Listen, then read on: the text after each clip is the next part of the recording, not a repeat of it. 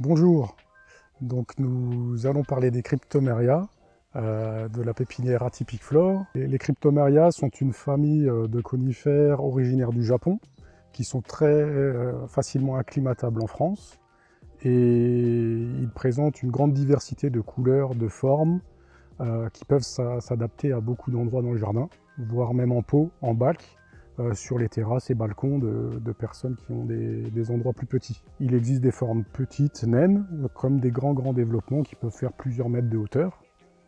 Nous avons aussi des belles couleurs, il existe des bleus, des jaunes. L'essentiel des plantes sont vertes, claires à vert foncé et présentent différentes formes plutôt arrondies, boules, coniques. Donc il y a vraiment beaucoup de choix dans cette famille de plantes.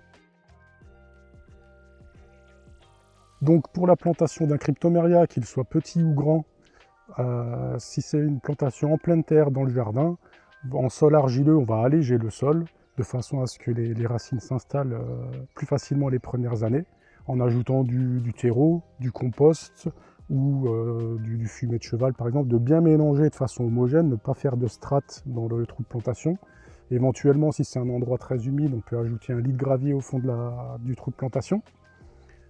Mais ça, c'est uniquement en sol argileux. Si votre sol est plutôt limoneux, argileux, voire sablonneux, c'est la terre de prédilection des cryptomérias, donc ils vont s'enraciner vite et sans trop de problèmes.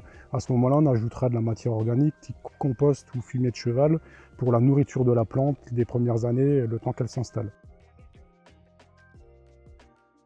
Donc dans les variétés emblématiques de cryptoméria, il y a le Cryptomeria japonica Arocaryoides, qui présente un feuillage filiforme très long et un port assez graphique, léger, qui est intéressant pour structurer le jardin. C'est une variété qui va monter à 5-6 mètres de haut, peut-être un peu plus, suivant les endroits où il est planté, si la terre lui convient. Ensuite, nous avons peut-être le plus emblématique, parce qu'il est très connu, c'est la variété Globosa Nana, qui fait une belle boule très compacte, qui plaît beaucoup aux gens, et une variété très ancienne aussi, qui est cultivée depuis des années et des années. Nous avons un que j'aime bien, c'est la variété Mejiro, qui est originaire du Japon. Il est panaché de blanc, et à ce moment-là, il sera plutôt à planter à mi-ombre, pour éviter la brûlure du soleil en été. Mais il y a une très belle variété assez intéressante.